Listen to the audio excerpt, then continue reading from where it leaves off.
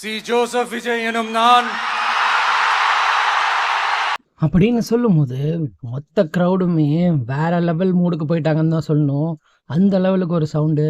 மே 4 அன்னைக்கு ரிசல்ட் வந்து கூட அடுத்து 4-5 நாளாக எப்படா ஒரு சிஎம் ஆவார் எக்ஸ்பெக்ட் பண்ணிட்டு இருந்த எல்லாருக்கும் ஒரு வழியாக நேற்று எல்லா கூட்டணி கட்சிகளும் சேர்ந்து முடிவெடுத்து இன்னைக்கு சிஎம்மா விஜய் தளபதி விஜய் ஆயிருக்காரு.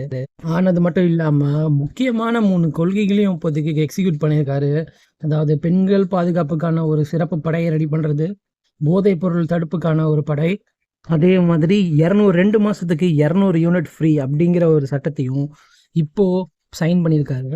இந்த பதவியேற்பு விழாலாம் முடிஞ்சதுக்கப்புறம் பேசின விஜய் ஆல்ரெடி 10 லட்சம் கோடியை ஆண்ட தமிழ்நாடு அரசுக்கு வந்து இப்போ வச்சுட்டு போயிருக்காங்க கடனை. அதை எப்படி சால்வ் பண்ணுறதுங்கிறதே ஒரு பெரிய சுமை. அதை என் தலையில் இறக்கி வச்சுட்டு போயிருக்காங்க. என்னடா அவன் இப்படி பேசுகிறானே, அதுக்காக நீங்கள் எந்த திட்டமும் கொண்டு வர மாட்டோன்னு மட்டும் நினைக்காதீங்க. இத்தனை பேர் இருக்கும்போது எல்லாத்தையும் கொண்டு வருவோம், ஆனால் அதுக்கு கொஞ்சம் டைம் கொடுங்க அப்படின்ற மாதிரியும் பேசிட்டு போயிருக்காரு. இப்போதைக்கு ஒரு 3 திட்டத்தையும் அதுக்கப்புறமா படிப்படியாக எல்லாத்தையும் எக்ஸிக்யூட் பண்ணுவோம்னு சொல்லிட்டு போயிருக்காரு. அது இல்லாமல் ஆட்சிக்கு இப்போதைக்கு 11 மினிஸ்ட்ரிஸை ரெடி பண்ணியிருக்காங்க.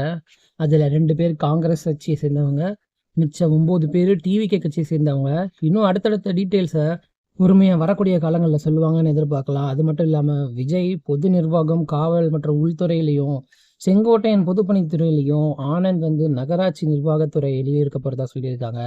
இது இல்லாமல் நிர்மல்குமார் மின்சாரத்துறைக்கும், ஆதவர்ஜுனா மதுவிலக்கு மற்றும் விளையாட்டுத்துறைக்கும் போட்டிருக்காங்க.